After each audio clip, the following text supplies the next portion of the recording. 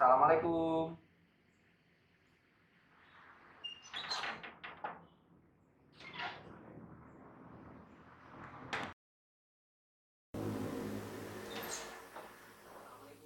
Waalaikumsalam.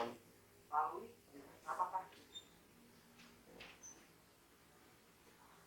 ini manggil saya nih? Ya, selalu manggil kamu. Ada sesuatu yang ingin kami sampaikan kepada kamu. Silakan. Iya, Pak. Silakan, Has. Kamu mau duduk di sini apa di situ? Iya, Terserah Pak. kamu. Sini saja, Pak. Oke, silakan duduk. Ya, kami duduk di sini. Baik, kita tetap menjaga protokol kesehatan. Kita tetap pakai face shield ya, jaraknya kita tetap jaga jarak. Supaya kita saling melindungi. Iya. Terima kasih atas kehadiran kamu. Iya. Baik, Has. Apa kabar kamu hari ini? Alhamdulillah, Pak, baik untuk hari ini. Tapi ya agak sedikit sakit gitu. Oh gitu ya. Tapi masih tetap semangat ya. Pas tetap semangat. Kelihatan dari wajah kamu sumringah gitu ya. Luar Iya, Pak. biasa. Oh iya, Has. Kalau tidak salah dengar itu Pak Lui pernah dengar teman-teman pada cerita bahwa Has ini suka fotografi ya. Iya, Pak. Saya suka fotografi, Pak. Mulai dari dulu sampai sekarang, Pak. Saya itu mulai belajar fotografi itu ya dari SMP. Waktu itu saya ikut teman-teman saya itu foto-foto bis gitu, Pak. Kayak teman saya itu ada yang sekarang kelas 9, namanya Fikri gitu. Oh iya iya iya. Dan juga suka waktu hunting-hunting di gunung, di pantai gitu, Pak. Jadi kayak cari-cari spot foto yang bagus baru di itu ya. Apalagi sekarang Kediri ya banyak juga ya. iya, Pak. Ya kayak sekarang udah kayak ada banyak taman berantas, ada hutan kota, Iya. terus ada yang kelotok itu, Pak. Terus Seperti itu. belum Terus lagi banyak kafe-kafe yang kalau kafe-kafe itu biasanya untuk bahan di Instagram, Pak, itu ya. bukan yang jadi kalau kafe kan semua orang bisa itu kan foto gitu kan, Pak. Kalau yang saya itu sukanya yang anti mainstream gitu, Pak. Oh, apa itu anti mainstream? Anti mainstream yang nggak biasa gitu loh. Itu ya. Iya. Iya iya iya iya. Sepertinya memang yang menantang gitu ya. Iya. Yang sifatnya menantang itu ya, yang tidak biasa. Mungkin yang lebih banyak itu pemandangan alam atau Kalau saya lebih ke alam, Pak. Karena menurut saya itu kalau alam itu ya gimana ya? Kalau kita bisa belum tentu orang lain bisa. Gitu ya. Iya. Itu ya ya ya ya. Kalau yang Pak Lui sering lihat itu anak-anak muda ya, kadang itu kan ya seperti berita-berita di TV bahwa atau mungkin berita di media online itu bahwa hanya gara-gara mengambil angle yang bagus anak-anak itu untuk swafoto dan sebagainya itu akhirnya mencelakai diri. Menurut As gimana itu? Kalau menurut saya itu ya tergantung orangnya, Pak, itu, Pak. Gitu ya. Itu kalau orangnya berhati-hati gitu atau orangnya itu apa namanya? Ya pokoknya safety itulah, Pak. Itu insya Allah nggak apa-apa, Pak. Gitu ya. Tapi kalau ya orangnya itu aku pengen kayak gini itu biar diwah-wong gitu. Nah itu malah biasanya ada seperti itu ya. ada Kejadian di luar yang di luar yang diharapkan gitu gitu, ya. Pak. Iya iya iya iya. Baik, berarti selama ini As berarti lebih mementingkan yang namanya safety ya. Iya, Pak. Luar biasa, bagus gitu. Gini Has, Pak Lui itu sengaja memanggil Has ke sini ada maksud dan tujuannya. Ya, apa, Pak? Ya, jadi saya akan berbincang-bincang mengajak Has itu namanya konseling pribadi. Has sudah pernah tahu namanya konseling pribadi? Belum pernah, Pak. Saya belum pernah ya. Biasanya kalau dipanggil Prof kan untuk absen aja. Gitu ya. Iya iya. Jadi namanya konseling pribadi itu, jadi saya guru BK itu fungsi saya sebagai konselor, sedangkan Has fungsinya adalah sebagai konseling. Jadi saya itu tujuan dari layanan ini adalah saya membantu kepada konselingnya, bahwa konselor saya membantu konseling untuk keluar dari permasalahan yang sedang dihadapi oleh konselingnya. Jadi saya hanya membantu artinya. Jadi yang namanya keputusan langkah-langkah apa yang akan diambil, kemudian yang mana yang akan diprioritaskan untuk dilaksanakan, itu semuanya keputusannya ada di khas sendiri atau seorang konselingnya. Itu yang pertama, maksud dan tujuan. Kemudian yang kedua, di dalam pelaksanaan konseling pribadi ini kita punya asas-asas. Jadi khas tidak usah khawatir bahwa nanti sama Pak Lui disampaikan kemana-mana, apa yang akan diceritakan atau disampaikan, apa yang akan kita bicarakan itu terbongkar kemana-mana, itu tidak, karena di sini ada asas kerahasiaannya. Selain asas kerahasiaan, jadi saya menjaga, khas sendiri juga menjaga apa yang kita bicarakan itu hanya selesai di sini saja, tidak ada orang lain pun yang mengetahui itu. Kemudian ada asas lagi yang namanya kesukarelaan. Jadi apa yang khas datang ke sini memenuhi panggilan saya itu namanya sukarela. Jadi tidak terpaksa gitu ya, tidak terpaksa ya. Enggak Pak, Ya, tidak. Ya, gitu. Nah, itu kemudian setelah sukarela, kemudian keterbukaan. Jadi nanti saya bertanya tentang apa, khas juga tetap fokus untuk menjelaskan apa yang terjadi pada diri khas itu sebenarnya, supaya kita bisa bareng-bareng kita bahas apa yang akan kita lakukan setelahnya, dan saya yakin khas bisa melakukan itu. Bisa ya? Insya Allah bisa Pak. Alhamdulillah, luar biasa gitu ya. Baik, dari yang cerita khas tadi itu tentang fotografi ya, saya kok malah membayangkan apakah gara-gara fotografi itu khas malah sering pulang malam ya? Jadi Pak, saya biasanya sebelum maghrib udah pulang Pak biasanya. Gitu ya? Ya jarang banget Pak saya pulang malam itu. Kalau nggak terpaksa gitu nggak pulang malam Pak biasanya. Oh, tetapi saya dapat informasi katanya sering pulang malam. Bahkan ada beberapa guru yang menyampaikan ke Pak Lui bahwa khas beberapa kali tidak mengikuti meeting atau kegiatan atau mengumpulkan tugas seperti yang disampaikan oleh Bapak Ibu guru pada saat kita jam pelajaran kita kan reguler ya, reguler mulai dari pagi sampai setengah 12 itu kan kita sudah selesai di masa pandemi ini. Ada beberapa guru yang menyampaikan bahwa khas tidak ikut tentang pelajaran itu. Bagaimana menurut kamu? Loh, ada apa? Kok kamu sedih? Apa Pak Lui salah mengungkapkan sesuatu atau menyinggung perasaanmu? Tidak Pak.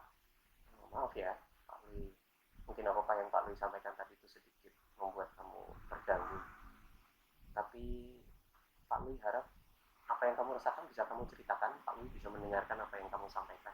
Silakan. Ada apa? Sebenarnya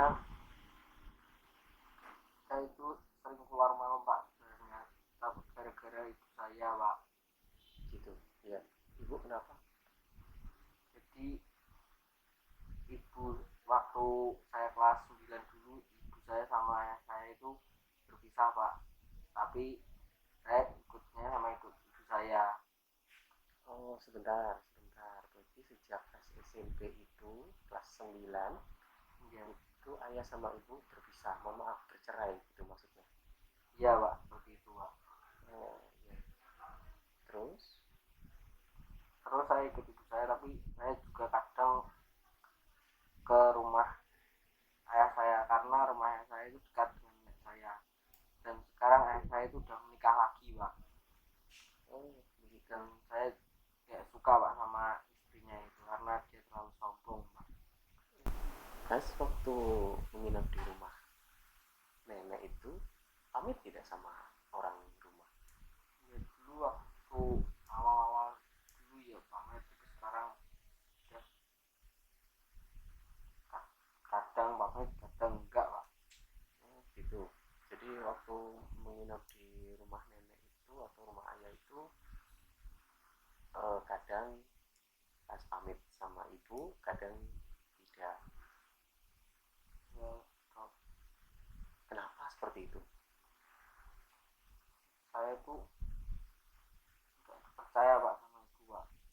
Saya sebenarnya nggak ingin bohong, tapi dulu waktu saya duluan ya selalu pamit kan Pak. Nah itu saya sering jaga bohong Pak sama ibu saya. Waktu pulang malam itu saya pada bisa kompor itu atau perumahan saya bilang dulu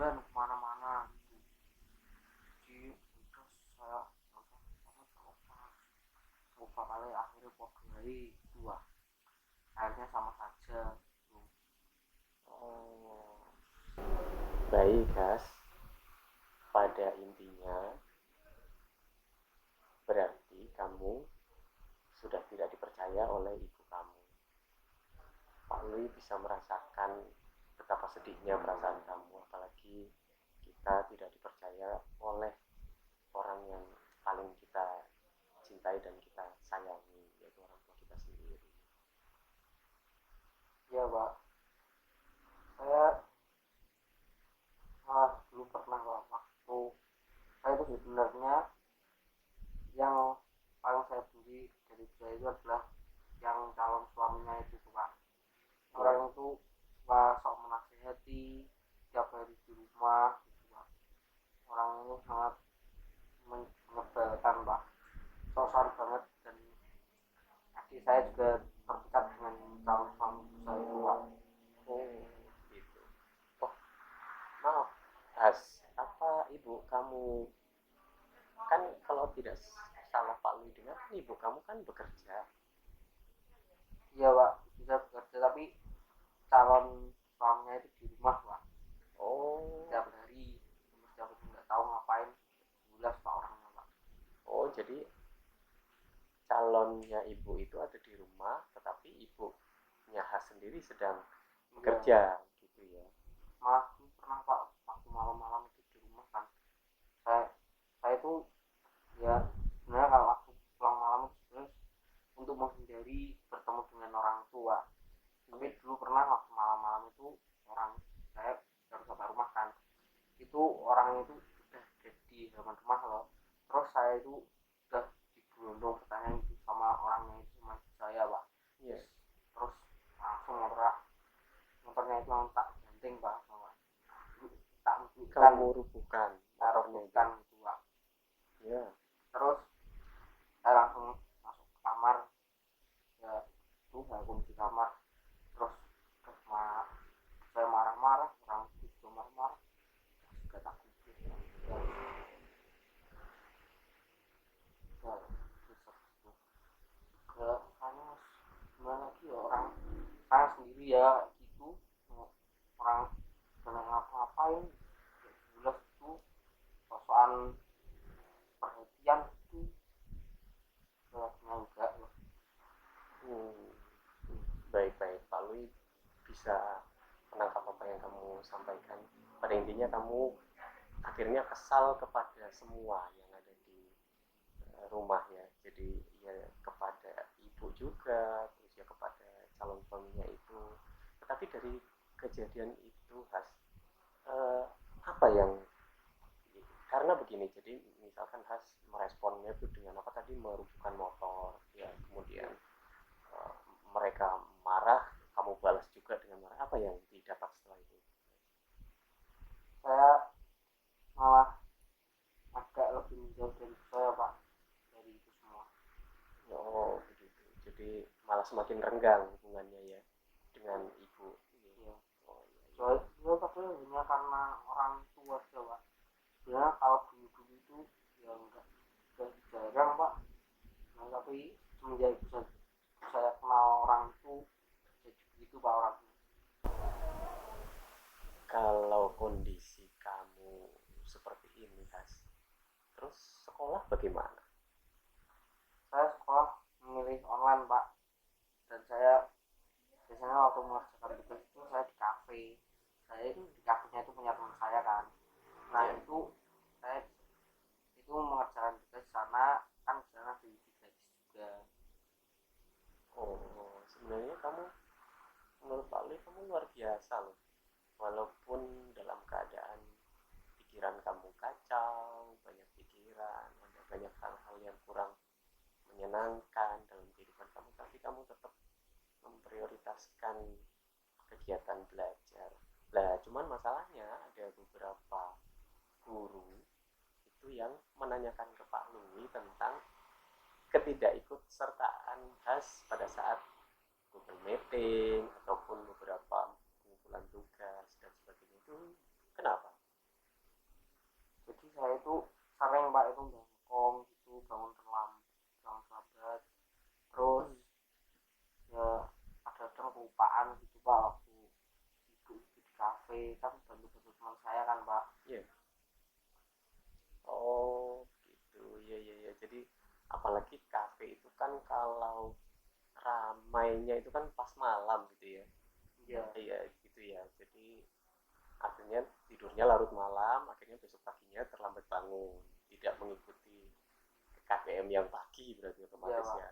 Oh, baik Has, dari apa yang sudah kamu ceritakan ke Pak Lui, mulai dari awal sampai di saat ini, Pak Lui bisa menggarisbawahi pada intinya itu yang pertama, jadi keluarga atau orang-orang di rumah itu sekarang sudah ceritanya ilfil sama kamu. Dari kejadian itu otomatis kamu menjadi kurang nyaman untuk ada di rumah, otomatis itu ya. Kemudian karena kekalutan pikiran itu otomatis sekolah juga terganggu, seperti itu ya. Nah dari yang Pak Lu sampaikan itu sebenarnya saat ini yang Has butuhkan itu apa sih? Kan saya sebagai anak pertama itu Pak, itu Iya. saya merasa bertanggung jawab terhadap adik saya, apalagi orang tua saya yang sekarang yang mengasuh saya kan single parent kan Pak. Iya. Jadi saya merasa harus bertanggung jawab pada adik saya dan harus apa ya, harus loh aku tahu bisa mengatakan itu mana ya, kalau yang paling tua itu loh Pak, itu kan Iya. harus bertanggung jawab pada Lebih adiknya, lebih besar tanggung jawabnya dan tanggung ya, jawabnya, ya, apalagi saya sudah laki-laki kan Pak. ya. Dan saya itu berkeinginan juga untuk ke universitas itu pertanian Pak. Oh gitu. Pertanian di sebuah universitas yang bagus lah Pak ini. Iya iya iya. Dan saya juga ingin yang paling saya inginkan itu saya kembali seperti dulu lagi Pak, nggak kayak sekarang. Jadi kan dulu kan waktu mulai bisa wah itu dulu waktu saya masih kecil, saya masih besar itu kan belum, pokoknya sebelum itu apa, calon suaminya Iya. saya datang itu saya selalu perhatian kepada saya, selalu menyambut saya, selalu mendukung saya, dan saya sangat ingin selalu mendapatkan itu semua kembali gitu loh Pak. Jadi saya mendapatkan dukungan juga, mendapatkan perhatian, jadi nggak dimarahi aja gitu loh. Baik Has, dari apa yang sudah kamu sampaikan tentang apa yang kamu inginkan atau apa yang kamu butuhkan, dapat Pak Lui simpulkan bahwa pada intinya kamu ingin agar hubungan kamu dengan ibu dan juga adik berjalan harmonis seperti sedia kala. Intinya seperti itu. Namun apa yang sudah Has coba lakukan untuk mencapai itu? Saya itu sebenarnya yang pertama saya sangat ingin sekali untuk menyenangkan saya dan sangat ingin bertanggung jawab, dan saya ingin mandiri, terus saya juga ingin coba belajar santai itu, terus gak terbebani, tapi dengan kondisi yang seperti saat ini saya sangat sulit untuk merasa untuk santai dan tidak terbebani gitu Pak. Ya. Terus Sudah saya juga berusaha untuk ya, berkomunikasi dengan normal dengan saya, tapi saya masih sudah mencoba ya. belum bisa untuk bingung untuk mengawalnya bagaimana Kagok begitu ya. ya. Kagok gitu ya, ya, ya. Baik baik, berarti Pak Lui bisa sedikit mengevaluasi Has. Berarti dari apa yang Has inginkan itu dan apa yang sudah Has lakukan untuk mencapai apa yang kamu mau itu ada di komunikasi yang belum kamu coba lakukan dengan ibu kamu kembali. Baik Has, berarti mulai sekarang ayo kita rencanakan apa-apa yang harus saya lakukan untuk memperbaiki hubungannya dengan orang tua, juga adik, atau dengan ibu dan juga adik. Menurut Has, itu apa yang terlebih dahulu, atau langkah apa atau bagaimana caranya supaya mengawali itu, dimulai dari mana? Mas ya itu Pak, saya belum tahu, makanya saya ingin meminta saran dan minta bantuan kepada Pak Lui untuk menjalani itu, Berkomunikasi dengan ibu Berkomunikasi. maksudnya menjembatani berkomunikasi dengan ibu saya. gitu ya. Ya, Ya, baik Has. Pak Lui janji saya akan membantu kamu untuk melonggarkan ketegangan lah sifatnya namanya ya. Jadi saya mengawali nanti, entah bagaimana nanti Pak Lui, apa saya main ke rumah atau nanti saya telepon kepada ibu terkait dengan ya, supaya ketegangan ini agak sedikit meluntur lah, artinya gitu ya, artinya supaya lebih baik lah dari sebelumnya. Baik, nanti Pak Lui bantu. Setelah itu apa lagi? ya untuk sekarang insya Allah itu saja Pak, Mas dan Pak, kalau untuk yang sekarang. Gitu ya. Jadi setelah Pak Lui itu nanti kita rencanakan selanjutnya apa gitu ya. Ya. Baik, Mas. Saran saya setelah nanti Pak Lui berusaha untuk nanti main ke rumah ke ibu atau melalui telepon, nanti setelah itu pada saat Has akan memulai komunikasi lagi dengan ibu itu, saya harap kamu bisa menempatkan diri sebagai anak ya, jadi yang polos, yang tidak berdaya, butuh bantuan seperti itu. Jadi tidak menggurui, nada atau intonasi kamu selalu ada di bawah, paling dasar, paling rendah yang kamu sampaikan ke orang tua itu. Kamu yakin ibu itu nanti akan iba melihat kamu seperti itu. Bisa ya kamu melakukan ya seperti itu ya, Mas? Insya Allah Pak, doakan saja Pak semoga bisa untuk memulai. Insya Allah Pak. Baik, Pak Lui, doakan, saya mendoakan kamu yang terbaik supaya segera bisa cair kembali komunikasi kamu, ibu dan juga adik yang selama ini sudah sempat renggang dan mengganggu segala aktivitas kamu otomatis ya, karena kepikiran terus gitu ya, belajar juga menjadi sedikit terganggu. Baik guys, Pauli juga akan menunjukkan ke kamu tentang bagaimana itu sebenarnya berkomunikasi atau bersikap secara asertif. Jadi siapa mereka-mereka yang tidak berkomunikasi atau bersikap atau berperilaku secara asertif itu, lebih jelasnya atau ada gambaran yang lebih jelasnya itu Pauli bisa gambarkan lewat video yang akan kamu lihat. Jadi Pauli sudah kirim ke HP kamu, supaya silakan coba kamu lihat pas videonya. Baik Pak. Bismillahirrahmanirrahim. Assalamualaikum warahmatullahi wabarakatuh. Sahabat-sahabat saya, para pemirsa RSIG TV dimanapun berada, pada kesempatan ini kita akan membahas bagaimana kita bisa berkomunikasi secara asertif. Komunikasi secara asertif ini skill, dan ini bisa kita terapkan di tempat kerja, di keluarga, dan dimanapun berada.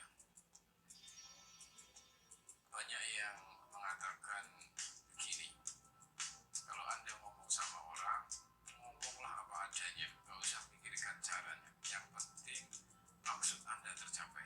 Kira-kira begitu yang sering kita dengar. Ternyata ungkapan ini tidak sepenuhnya tepat.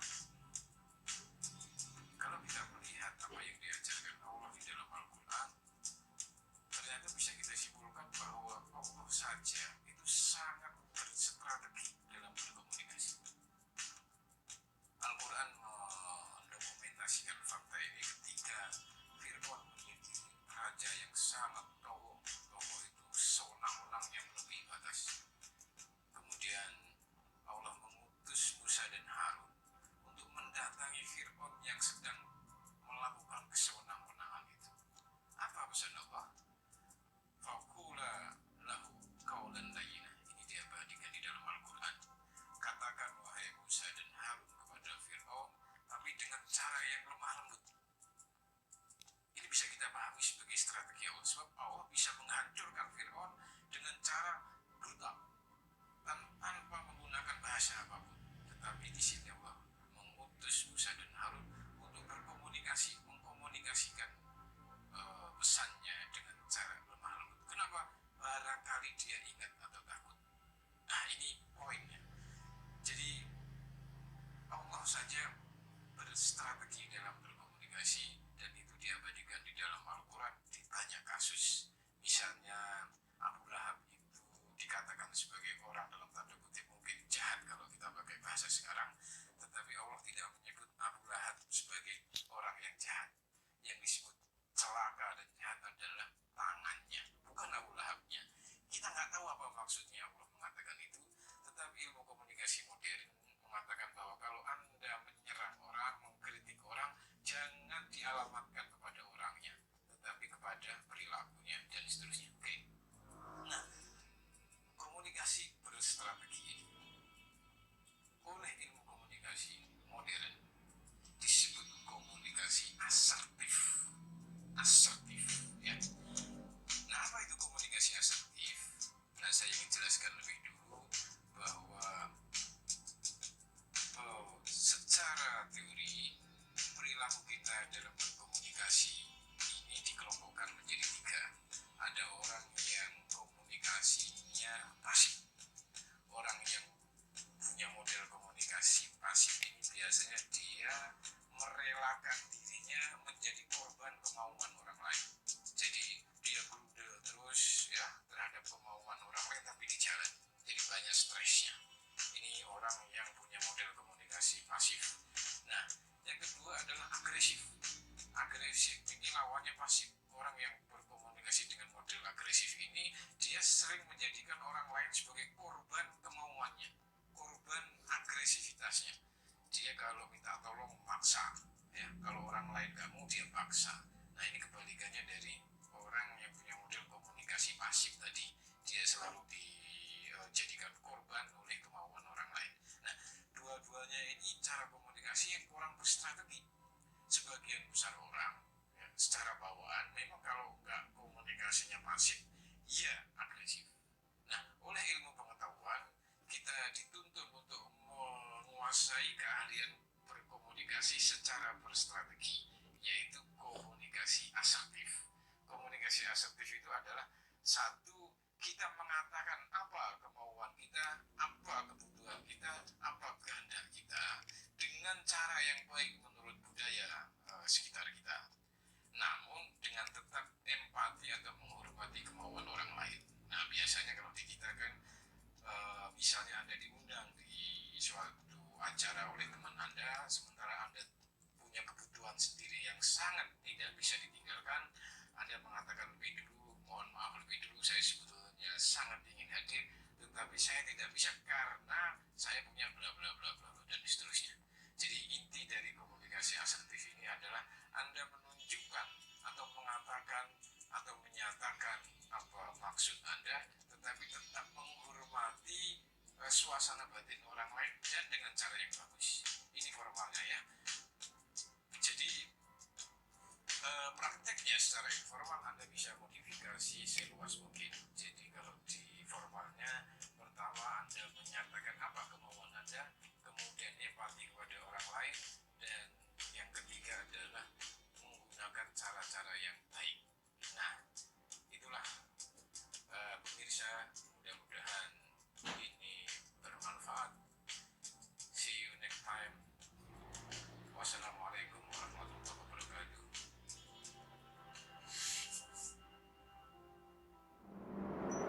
Baik guys, dari video yang sudah kamu saksikan tadi, coba langsung kita praktekkan ya. Misalkan Pak Wi jadi ibu kamu, terus kemudian kamu pas pulang malam, pas kamu masuk ke pagar, baru di depan pagar langsung saya komentar ini, nanti kamu jawabnya seperti apa ya. Ayo saya mainkan ya. Kamu itu jam segini baru pulang, dari mana saja kamu? Keluyuran saja kerjaanmu. Enggak tuh, saya parkir motor dulu. Setelah itu saya bakal ngomong ke ibu saya kalau saya tadi sudah izin, sebenarnya saya sudah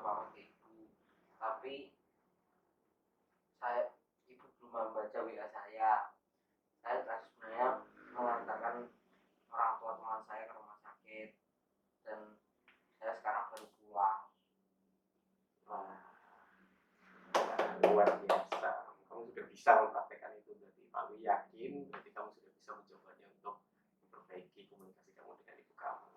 Ya, Itu Has. Ya. Ingat Has, lakukan apa yang sudah kamu praktekkan tadi terkait dengan komunikasi asertif, apa yang sudah kamu rencanakan sebelumnya, mana-mana yang mau kamu lakukan terlebih dahulu untuk memperbaiki hubungan kamu dengan orang di rumah, itu dilakukan dengan terus-menerus dan sabar, tidak mudah putus asa, karena orang yang tadi seperti di video dikatakan bahwa orang yang bersikap asertif itu dia akan sabar, selalu ada di bawah, tidak bersikap agresif ya, jadi selalu ada di tengah-tengah, jadi dia tidak orang yang bersikap pasif tetapi juga tidak agresif.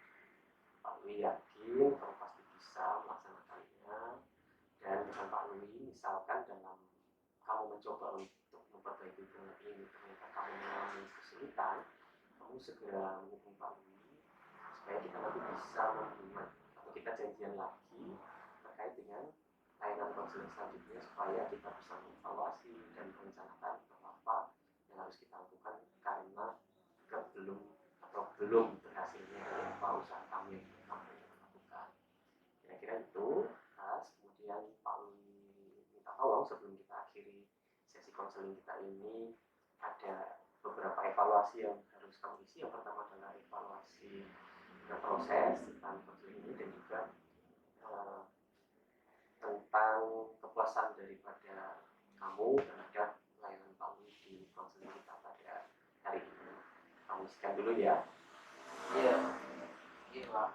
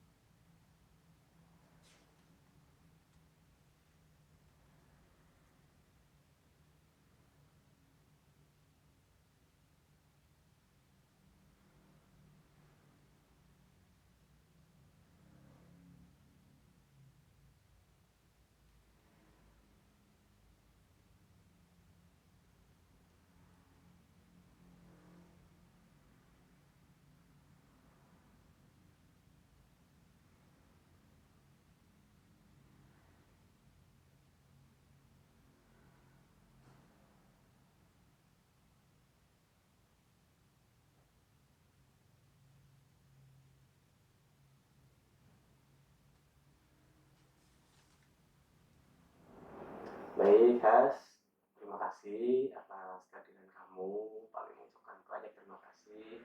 Pak Lui yakin dengan ketulusan hati yang kamu miliki, kamu bisa akan segera keluar dari permasalahan yang kamu hadapi, supaya kehidupan kamu bisa berjalan seperti sedia kala, bisa belajar dengan baik, meraih cita-cita yang kamu inginkan.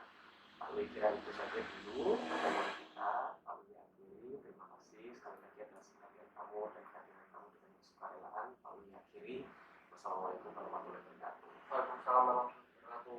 Terima kasih Pak. Ya, sama-sama. Hati-hati di jalan ya. Iya Pak.